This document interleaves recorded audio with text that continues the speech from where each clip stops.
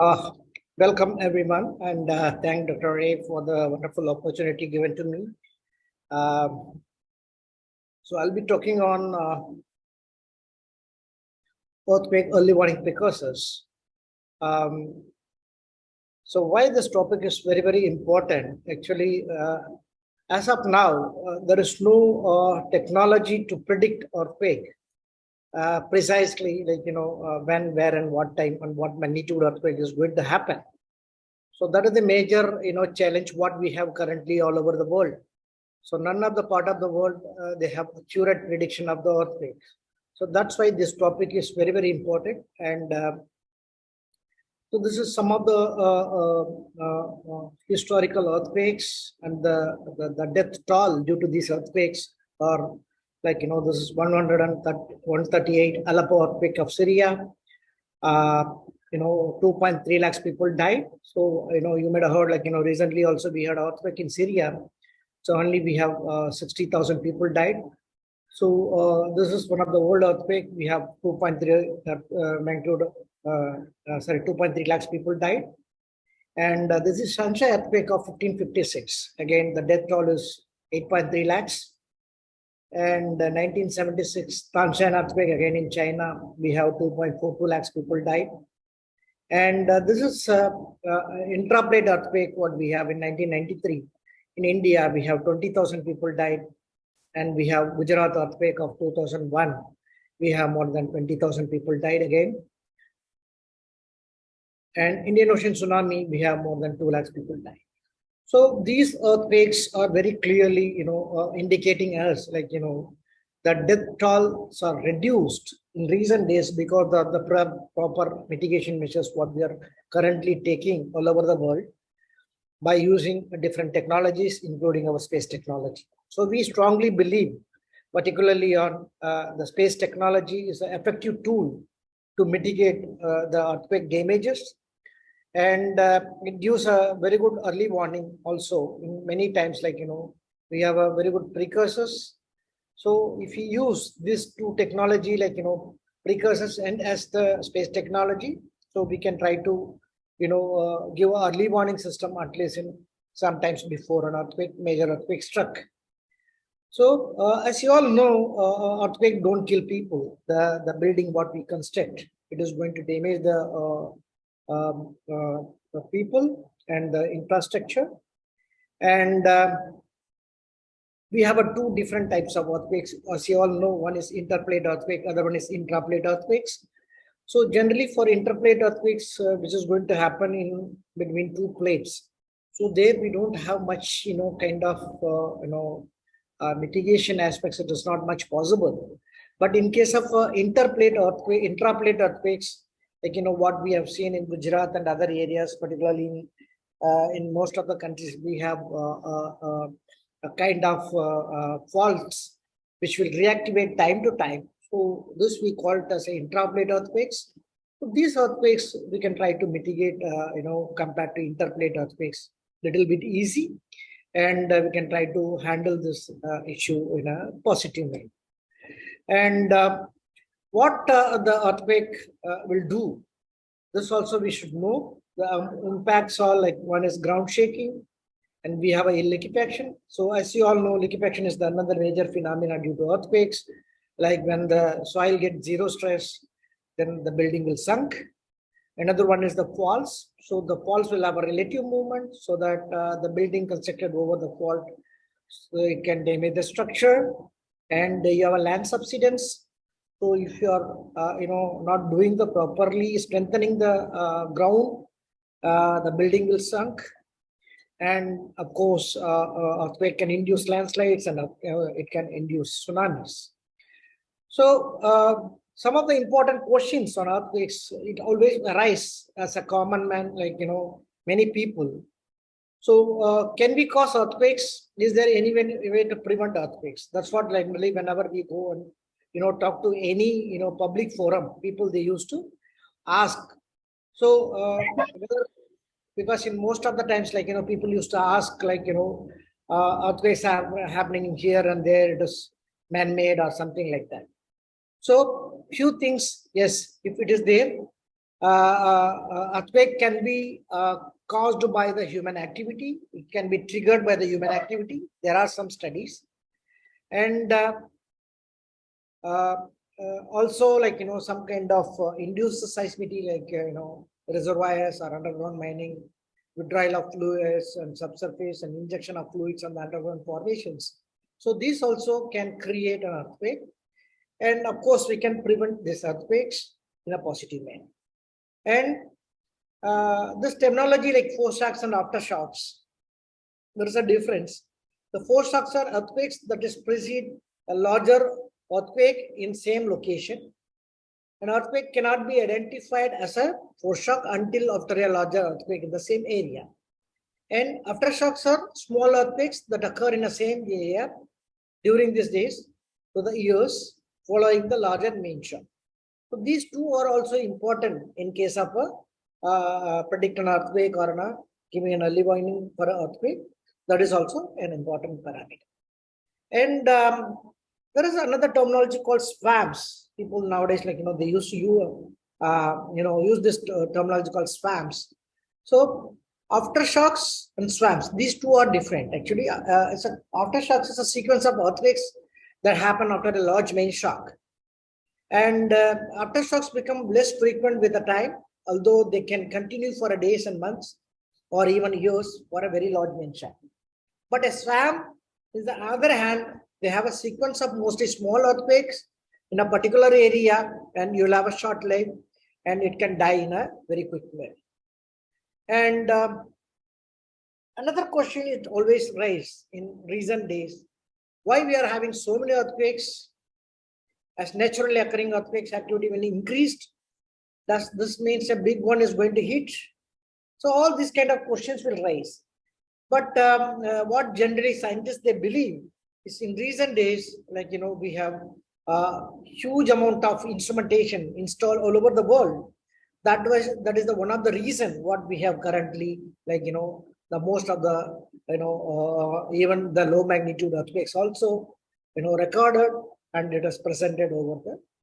So it is not like that, like, in recent years we have earthquakes are increasing. And this is also another question, like, can some people sense that earthquake is going to happen? It is not there, such a thing. But this is one of the myths which is followed. And another one is like, can the ground open up during an earthquake? Because, most of the times we used to see in movies and all, like, people used to ask this question. So when there is a 8 or 9 magnitude earthquake happen, so the ground will open, all will go inside, like that.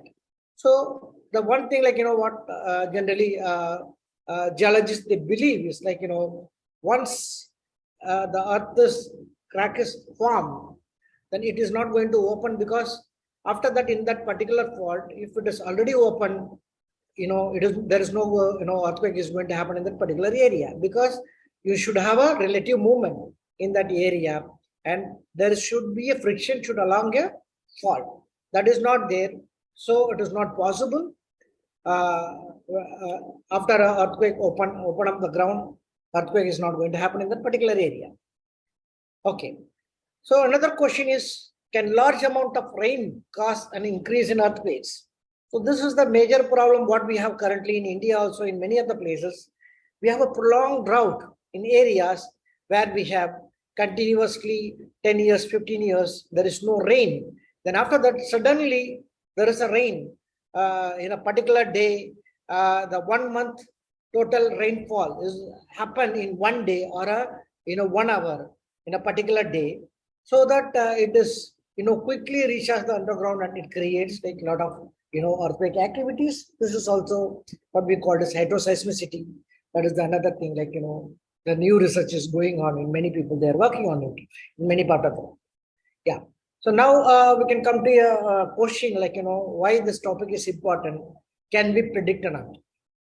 So what is prediction here is, we have to say the date and time, the location, and the magnitude. Unless we say, like, tomorrow 4 o'clock there will be an earthquake in Japan and so and so place and so coordinate, we cannot do anything on a mitigation or preparedness part for a particular earthquake. So because, we used to see like, many of the myths are there, like people used to say they predict earthquakes based on the different, parameters, and they say like some kind of astrology, parameters, all those things. But unless like, if you predict an earthquake, like, the location, right? So say like, in a map, 1:250,000 scale or 1:50,000 scale, 1 centimeter distance is somewhere around, of a kilometer or 2.5 kilometer.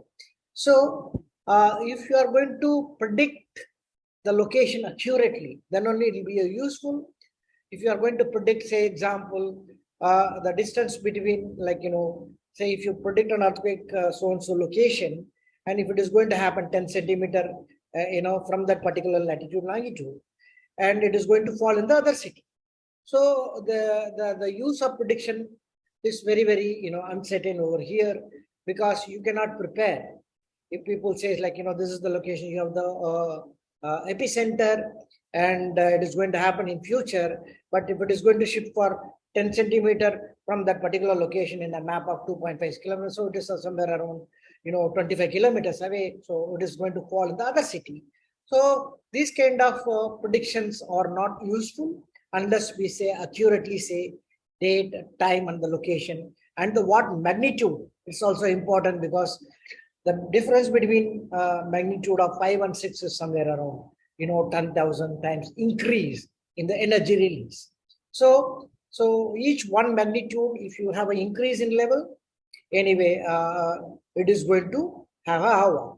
So again, this is also another important parameter. So we need to accurately predict the magnitude also, some plus or minus 0.05 or 0.1. So this is also another important thing. And of course, can animal predict earthquakes? We will discuss this again in the detail when discussing about precursors.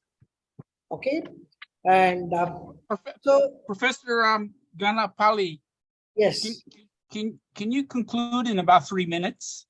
Yes. So okay, we have different earthquake early warning precursors. So studies based on the earthquake precursors, we have different parameters are used, and one is like physical cues. What we have when there is earthquake happen, if there is a updation and dilation, so this is a dilation theory, like, the ground will come up or it will go down. So this can give an idea, like, in few minutes before or few seconds before an earthquake, so the upward movement or downward movement can be, give an indication of precursors. The another one is seismic quiescences. So this is also often referred by the, calm before the storm. So in a particular area, it has been observed that several historical earthquake catalog the seismic activity in a region that can be suspended for a particular area or particular time. So like, for example, in this map, there is a magnitude 6.6 and another one is magnitude 7.8. So in this particular area, so prolonged, like, particular area, prolonged time, the seismic activity has not happened. And before that, there will be a continuous seismic activity. This is called seismic quiescence. This is also one precursor. Another one is seismic foreshocks. So the continuous, foreshocks happening in a particular area, in a particular fault system. So that is also another, thing. And fault creep and continuous strain. So the continuous strain energy in a particular area of a fault system, also on a precursor. And we have a seismic pattern of a particular area continuously. In particular area, there will be a pattern, like, for particular magnitude earthquake happen for a period, it's keep on slowly increasing, like 4.3, 4.5, 4.6, like that. That is also another precursor.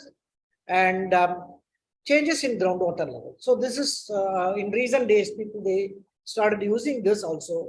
Like, there'll be a change before an earthquake, the groundwater level will fluctuate, and it is a alarmic value. It will give an alarmic fluctuation value, so that it is also a precursor. And also the geochemical observations will have a anomalous and radon gases emission in a particular area, and electromagnetic anomalies are there. and it's seismic changes in seismic wave velocity, and changes in ground vibration, and geochemical anomalies, and seismic gap. So this is also another important parameter in a particular fault system or a major, plate boundaries, where we have a particular area, maybe have a kind of gap. So in a particular fault system, two different areas, they have earthquakes in past, and but in between there is a small gap. So this area may also have an earthquake in future. This is also another precursor. And seismic gap migration, this is also another one, like, these gaps keep on going, migrate from one place to another place, so that it means that major fault is rupturing, so that you have a chances of earthquake. And unusual lights and sounds, this is also happening in many of the places all over the world. So there'll be a kind of lightning which is happening before an earthquake. This is also, but most of the cases, like, this is not an unexplained, myth so far. And also they have a kind of sound also before an earthquake, major earthquake happens. It is also another precursor. And changes in ground resistivity, 1 hour before or half an hour before, there'll be a change in resistivity of the major earthquakes. This is also give a kind of, early warning. And changes in groundwater chemistry, and changes in seismic noise, and ground strain, and microseismic activity in a particular area. So continuously you have a microseismic, like, 3 magnitude or 2 magnitude, continuously, maybe around 50 or 100 happens in within a day, or 2. This is also another thing. And changes in geological and geophysical parameters, like, the crustal density, magnetism, the rock properties, or frequent changes in a particular area also give an idea. And you have a satellite based observations, like, the Cassetti fault mapping using sub-pixel registration in a particular fault. If you continuously view, the vector field will give an idea, like, which direction the stress is accumulating in a particular area can be monitored. And SAR interferometry is the recent technique people they started using already along the fault system. In both sides you can have a changes in difference in vertical heights, and radar signals also people they started using as a precursor for an earthquake.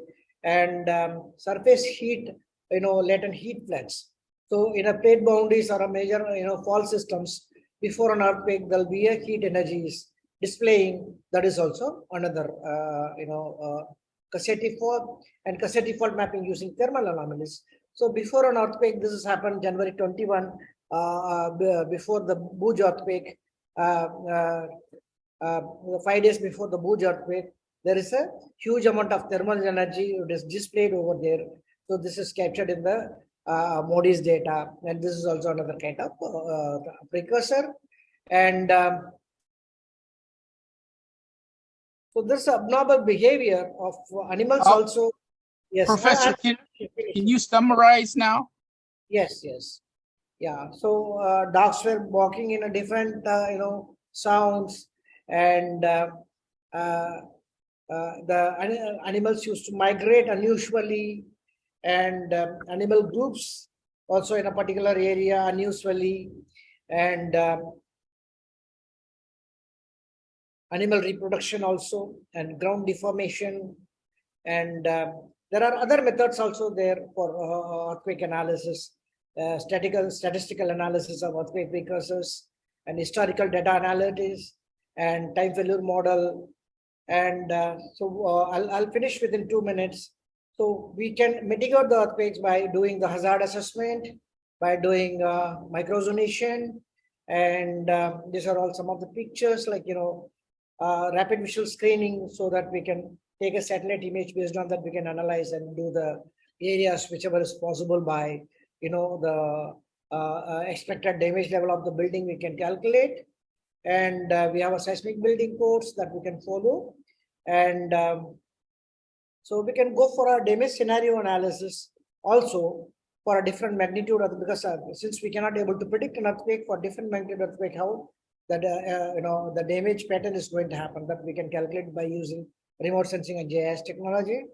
And So this is one thing, like, what generally we use space technology for helping the people immediately after the disaster, particularly on earthquake disaster and other things, like, we used to collect data from satellite and raw data and interpret the data and convey this data to the people. We have a Google groups people, and this data will be transferred through social media and help people real timely. So this we have done during 2015 Nepal earthquake also, and this is the thing, like, we continuously monitor the earthquake, and this thought we have done during the time by using satellite data from the digital globe, like, before and after the earthquake, the damage we have calculated, and this is the rapid damage mapping we have used during the time and identified the areas.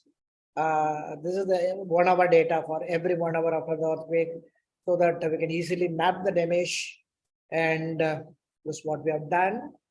And these are some of the data we have used from CNS and help for the people to go for the alternate route arrangements and other things. And this was the shelter we have used during the time by using the satellite data. And of course, the traditional knowledge is important. There's the one thing, like, the traditional architecture play a major role in safeguarding the earthquakes. So this is the temple in Japan, as you all know, right? So pagoda temple, 1,300 years old temple. So so for many earthquakes happen over here, but it is not damaged. But we forgot to adopt this kind of technology in many of the places all over the world. And this is another thing. We have a dam called 1,000 years old dam called Kallanai Dam in Tamil Nadu. This dam is constructed over the quicksand, and this dam also is still withstanding all forces. It is very, very safe now. 1,000 years old dam also. So this kind of traditional knowledge also we can include with our space technology, so that we can predict, like, with 8 billion brains and 16 billion hands, we can destination disaster risk free world. Thank you.